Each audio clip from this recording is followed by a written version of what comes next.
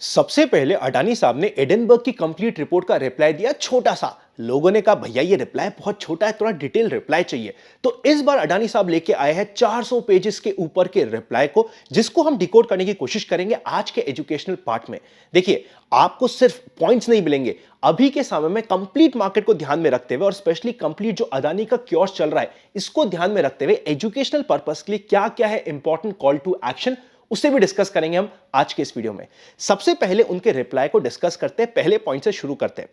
अडानी साहब का जो रिप्लाई आया है ग्रुप की तरफ से, पहला पॉइंट ये बोला गया है कि ये जो कंप्लीट रिपोर्ट है ये सिर्फ मेरे खिलाफ नहीं है, पूरे के पूरे इंडिया के खिलाफ है। हुआ यह है कि अचानक से एक आदमी बिल्कुल नीचे से उठते हुए टॉप पे पहुंच गया और वर्ल्ड के टॉप 3 रिचेस्ट पर्सन की लिस्ट में जाके खड़ा हो गया।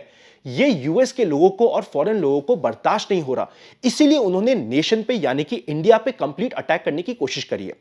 इसका reply by the way Edinburgh ने भी दिया है कि अननेसेसरी तुमने नेशनलिज्म को बीच में लाने की यहां पे जरूरत नहीं है, दोनों के अपने अपने पक्ष है, मैंने आपको दोनों पक्ष सामने रख दिए।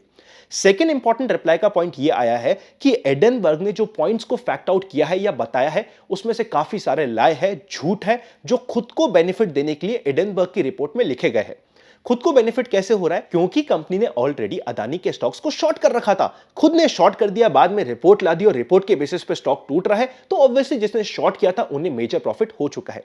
फाइनली अडानी ग्रुप ने यह कहा है कि 88 क्वेरीज में से 65 ऐसी क्वेरीज है जिसके आंसर ऑलरेडी या तो एक्सचेंज में, सेबी को या फिर वेबसाइट में किसी ना किसी रूप से प्रेजेंट है, खुद जाके वहां पे चेकआउट कर लीजिए आप। नेक्स्ट उन्होंने कहा है कि 18 ऐसी क्वेरीज है जो थर्ड पार्टी से रिलेटेड है, जो अडानी ग्रुप से डायरेक्टली रिलेटेड ही नहीं है, तो उसकी हम बात नहीं करेंगे। और 5 है गलत एलिगेशंस, ये अडानी ग्रुप का कंप्लीट स्टैंड है जो उन्होंने रिप्रेजेंट किया है।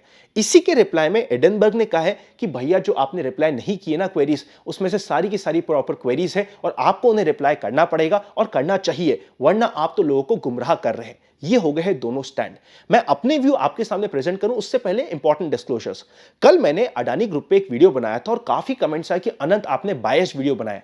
बायस नहीं बनाया है, एक चीज आप समझने की कोशिश करिए। अगर मैं अडानी ग्रुप के रिलेटेड दिक्कत की बात करूं, चाहे वो लेवरेज हो, चाहे डेट हो, चाहे वो पब्लिक बैंक और प्राइवेट बैंक में किस तरीके से इंपैक्ट आएगा, ये हम ऑलरेडी डिस्कस कर चुके हैं। तो जो ये रिपोर्ट में बात कही गई है, एक भी फैक्ट आप मुझे ऐसा निकाल के बता दीजिए जो आपको ऑलरेडी नहीं पता है।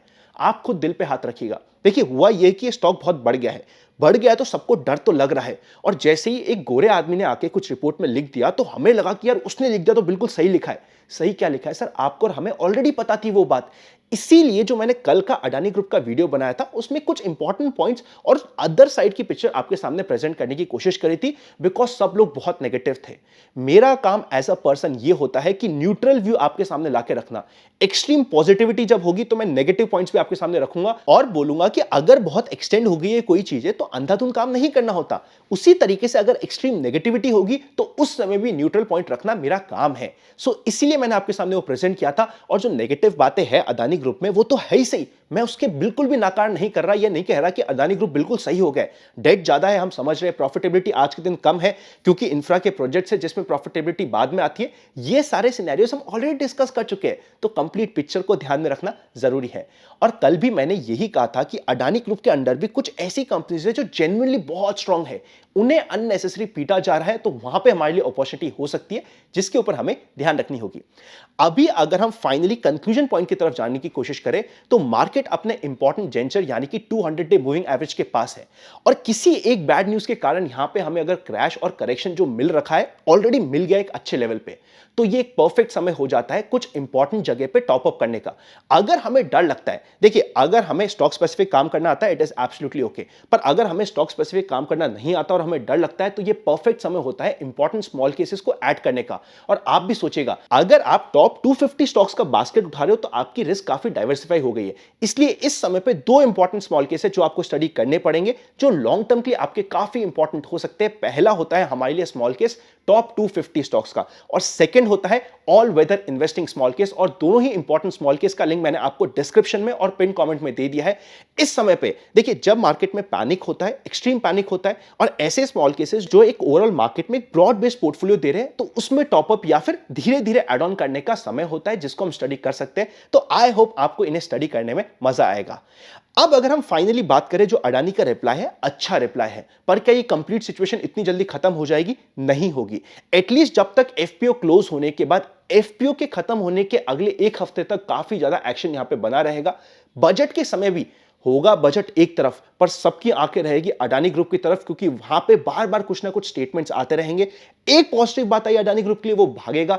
एक नेगेटिव बात आई, बहुत गिर भी सकता है। यहां पे हमें यह करना होता है कि कंप्लीट अडानी ग्रुप के अंदर कौन कौन सी स्टॉक्स है जो कंपैरेटिवली फेवरेबल है, बेटर प्राइस है, अच्छे फाइनेंशियल्स के साथ है, अननेसेसरी हैमर किए जा रहे हैं, वहां पे हमें नजर बनानी पड़ेगी। आपके हिसाब से ऐसे कौन से स्टॉक है, कमेंट करके मुझे बता दीजिएगा। अगर आप इस चैनल से जुड़े हो और आपने अगर कल के वीडियोस देखे तो आपको ऑलरेडी पता होगा वो कौन से स्टॉक है, तो वो होते हैं हमारे लिए अपॉर्चुनिटीज। अब हम सीधा चलते हैं स्क्रीन के ऊपर और चेकआउट कर लेते हैं एक बार निफ्टी और कुछ इंपॉर्टेंट स्टॉक्स के लिए। Let's go. सबसे पहले बात कर लेते हैं निफ्टी इंट्राडे के लिए, और बहुत इंपॉर्टेंट जगह पे आज के दिन यहां पे क्लोजिंग हुई है, काफी स्ट्रेंथ के साथ हुई है। और वैसे भी हमने हमेशा बात करी है 17,400 इंपॉर्टेंट सपोर्ट है, वहीं से बाउंस बैक आ रहा है। कल के लिए अगर मार्केट फ्लैट ओपन होता है या फिर रेंज में ओपन होता है, थोड़ा सा जिगजैग करता है अगर इस एरिया में, और कभी भी 17,700 को क्रॉस करता है, तो एक बहुत अच्छी पॉजिटिव ट्रेड हमारे सामने आ जाती है, जो यहां पे हमारे लिए फेवरेबल रहेगी। अगर हम बात करें नेगेटिव ट्रेड की, 17,400 के नीचे जाने से पहले कोई नेगेटिव ट्रेड यहां पे नहीं बनती है, क्योंकि एक इंपॉर्टेंट सपोर्ट है, इंपॉर्टेंट जेंचर है मार्केट के लिए। ये एक बहुत अच्छा पॉजिटिव सिनेरियो कल मिल सकता है, जिसके लिए हमें रेडी रहना चाहिए। और सेम सिनेरियो हमें मिल रहा है बैंक निफ्टी में भी। अगर आप देखेंगे तो अगर एक बार बैंक निफ्टी 40,800 के लेवल को, इस लेवल के आसपास को सस्टेन करना स्टार्ट होता है, तो हमारे लिए एक अच्छी अपॉर्चुनिटी यहां पे आ सकती है लॉन्ग की। और ये अपॉर्चुनिटी तब बेस्ट फेवरेबल रहती है जब मार्केट या तो फ्लैट ओपन हो, हल्का सा जिगजैग करे, इसमें थोड़ा सा टाइम बिताए, रफली 30, 35, 40 मिनट्स, और फिर इसको क्रॉस करे, तो यहां पे एक अच्छी ट्रेड हो सकती है। छोटा सा हमें देना पड़ेगा स्टॉप लॉस 30 पॉइंट के आसपास का, मैक्सिमम 50 पॉइंट का यहां पे छोटा सा इंट्राडे का स्टॉप लॉस, और इंट्राडे की एक पॉजिटिव ट्रेड यहां पे हमें मिल सकती है। निफ्टी में बहुत सिंपल सिनेरियो, ज्यादा कंफ्यूजन है ही नहीं, तो ज्यादा कुछ डिस्कस करने के लिए आज हमारे पास नहीं होता है, क्योंकि सिनेरियो बहुत सिंपल है। और अगर हमें, बिकॉज मार्केट एक इंपॉर्टेंट सपोर्ट के पास है, ऐड ऑन करने हैं, तो दो स्मॉल केसेस मैंने आपको ऑलरेडी बता दिए, जिसके लिंक डिस्क्रिप्शन में है। चलिए अब चलते हैं इंपॉर्टेंट स्टॉक्स की तरफ। पहला है ग्रेविटा। ये होता है स्ट्रेंथ वाला स्टॉक, परफेक्ट 2.5 दिन का फंडा। कल भी हमने मेंबर्स की वीडियो में स्पेशली इसे डिस्कस किया था। अब अगर बात करें तो इमीडिएटली 522 के लेवल को क्रॉस करते ही एक छोटे से इंट्राडे पर्पस के लिए वापस से फोकस में रहेगा। नेक्स्ट इंपॉर्टेंट स्टॉक है एक्सिस बैंक। देखिए एक्सिस बैंक जिस तरीके के मूव दिखा रहा है ना, इमीडिएटली भी अगर हम बात करें 880 के लेवल को क्रॉस करते ही एटलीस्ट हमें 900 तक के लेवल और 920 तक के लेवल बड़े आराम से मिल सकते हैं, तो ये हमारे लिए फोकस में रह सकता है। जिस तरीके की आज पॉजिटिव कैंडल बनी है, ये एक अच्छा सेटअप प्रतीत होता है। फाइनल इंपॉर्टेंट स्टॉक होता है एक ऐसा स्टॉक जिसने पावर दिखाई है। कल ही अगर आपने डिस्कस किया होगा तो 339 के ऊपर इसमें एंट्री थी, और इसमें सबसे ज्यादा चांसेस थे कि एंट्री हो जाएगी। अब आप देखिएगा, रफली एक महीने के ऊपर के कंफ्यूजन के जोन को, ऐसे दिन पे जहां पे मार्केट थोड़ा सा कंफ्यूज था, इस पावरफुल स्टॉक ने अच्छे वॉल्यूम के साथ ब्रेकआउट कर दिया। अब इसमें कभी भी 2.5 दिन का फंडा लगे, वैसे इसके ब्रेकआउट में मिल चुका है, तो इमीडिएटली भी इसमें एंट्री होती है। पर क्योंकि आज के दिन ये 11% चला है, तो हो सकता है कि थोड़ा सा एक बार रिटेस्ट कर जाए। 2.5 दिन के फंडे के लिए अभी एक परफेक्ट कैंडिडेट हो जाता है, जिसको मैंने आपके सामने रख दिया है। अगर ये कंप्लीट वीडियो आपको अच्छा लगे तो लाइक करे बिना मत जाइएगा। Happy investing and I will see you very soon.